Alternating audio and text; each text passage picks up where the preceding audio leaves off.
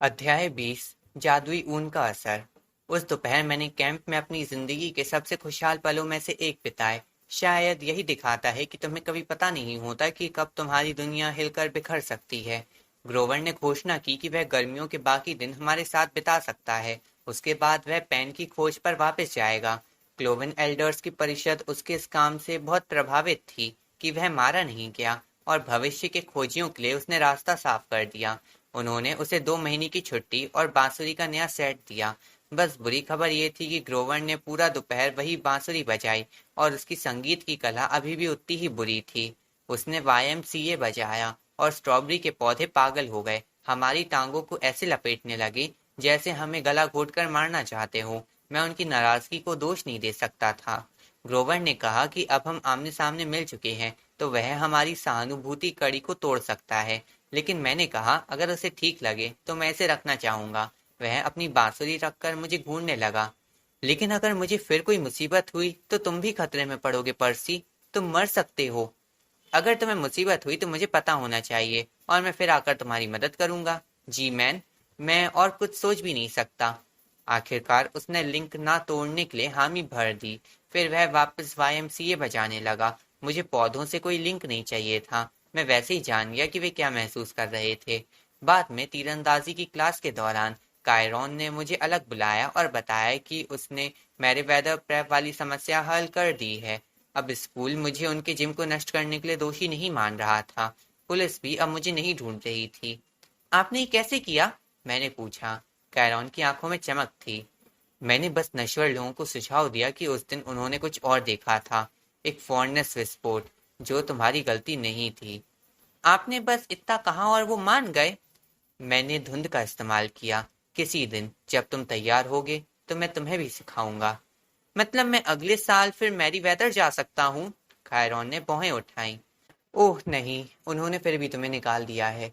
तुम्हारे headmaster mister bonsai ने कहा कि तुम्हारे पास अनग्रोवी कर्मा है जो स्कूल के शैक्षिक वातावरण को बिगाड़ता है। लेकिन अब तुम किसी कानूनी मुसीबत में नहीं हो और इससे तुम्हारी माँ को राहत मिली। ओह, और हाँ, तुम्हारी माँ की बात करें तो। उन्होंने अपना मोबाइल क्विवर निकाला और मेरी ओर बढ़ा दिया।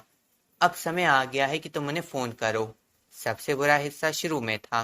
पर्सी जैक्सन, तुम आखिर कर क्या रहे हो? तुम्हें पता है मैं कितनी परेशान थी। चुपके से कैंप से भाग जाना, खतरनाक मिशनों पर जाना और मेरी जान आधी मौत तक डरा देना वाला हिस्सा। लेकिन आखिरकार वह सांस लेने के लिए रुकी। ओह, मैं बस खुश हूं कि तुम सुरक्षित हो। यही मेरी माँ की सबसे अच्छी बात है। वह गुस्से में रह नहीं सकती। कोशिश करती हैं, लेकिन वह उनके स्वभाव में ही नहीं है। माफ करना माँ, मैंने कहा। मैं फिर आपको डराऊंगा नहीं। मुझसे ये वादा करो पर्सी, तुम अच्छे से जानते हो कि ये और भी बुरा होता जाएगा।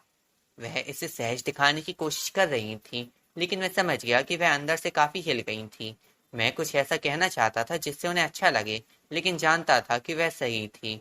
अर्ध देवता होने का मतलब था कि मैं हमेशा कुछ ना कुछ ऐसा करता रहूंगा जिससे उन्हें डर लगेगा, और जैसे जैसे मैं बड़ा होऊंगा खतरे और बढ़ते जाएंगे।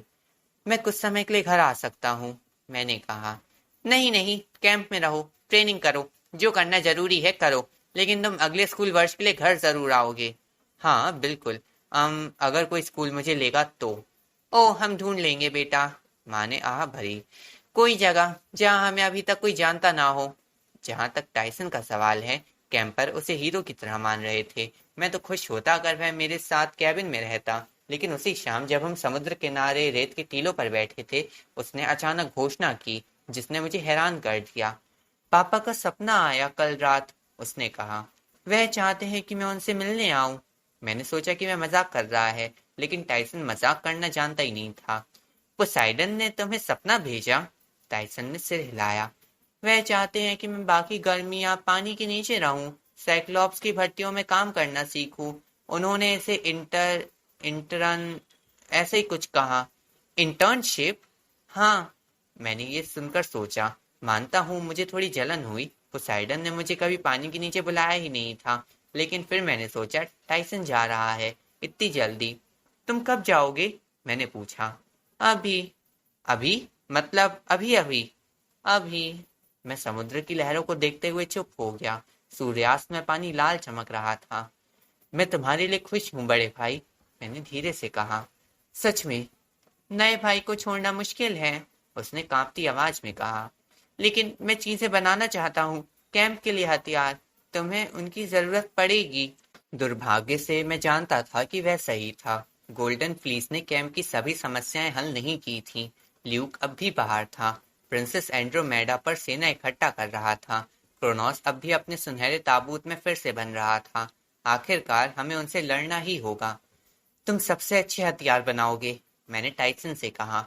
मैंने अपनी घड़ी को गर्व से ऊपर उठाया। मुझे यकीन है वे सही समय भी बताएंगे, टाइसन ने नाक सिकुड़ते हुए कहा। भाई एक दूसरे की मदद करते हैं।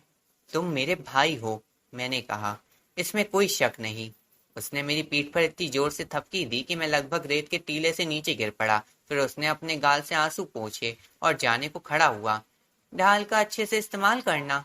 करूंगा बड़े भाई, कभी तुम्हारी जान बचाएगी। उसके कहने का अंदाज इतना सीधा सपाट था कि मुझे लगा शायद उसकी एक आंख भविष्य देख सकती है। वह समुद्र किनारे गया और सीटी बजाई।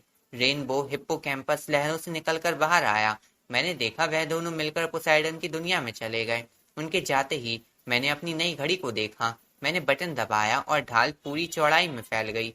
पीतल पर ग्रीक शैली में हमारी इस गर्मी की रोमांचक घटनाओं की तस्वीरें उकेरी हुई थी।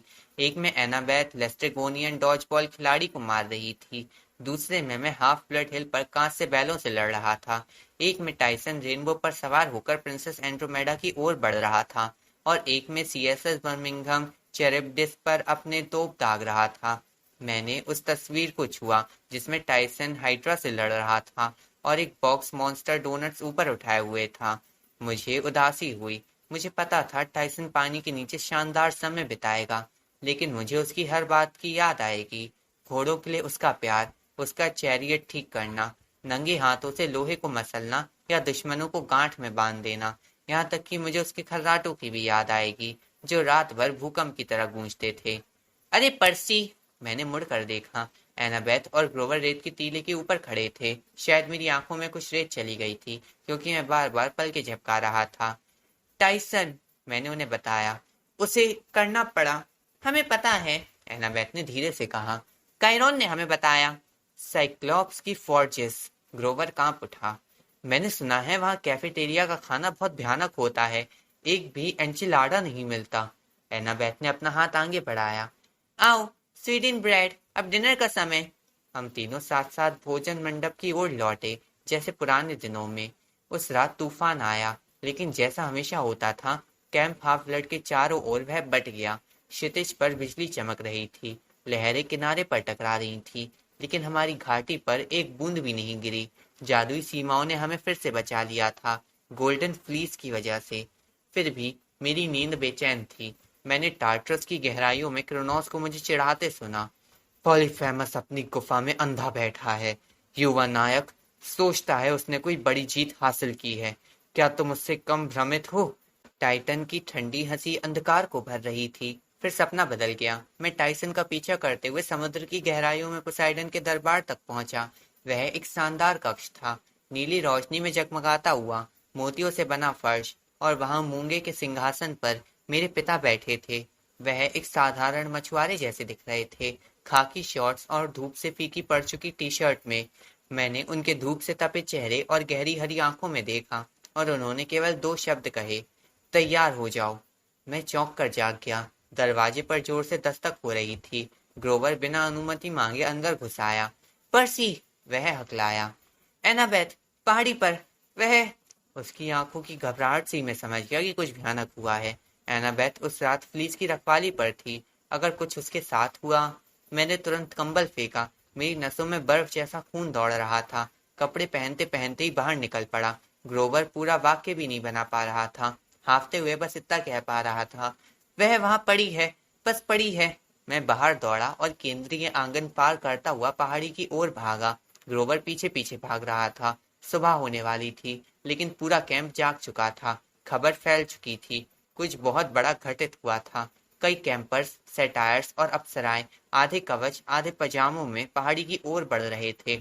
घोड़ों के खुरों की आवाज आई और कायरॉन हमारे पीछे आ गए। उनका चेहरा बेहद गंभीर था। क्या ये सच है? उन्होंने ग्रोवर से पूछा। ग्रोवर बस सिर हिला सका। उसके चेहरे पर सदमे की झलक थी। मैंने पूछने की कोशिश की, लेकिन कायरॉन ने मेरा हाथ पकड़कर मुझे अपनी पीठ पर बिठा लिया। हम हाफ ब्लड हिल की ओर दौड़े, जहां एक भीड़ इकट्ठा हो चुकी थी। मैंने उम्मीद की कि फ्लीस गायब होगा, लेकिन वह अब भी वहीं था, सुबह की पहली रोशनी में चमकता हुआ। तूफान टूट चुका था और आकाश रक्त लाल हो गया था। टाइटन लॉर्ड श्रापित हो, कायरॉन ने कहा। उसने हमें फिर धोखा दिया है, भविष्यवाणी पर कब्जा करने का एक और मौका पा लिया है। आपका मतलब क्या है? मैंने पूछा। फ्लीस, उन्होंने कहा।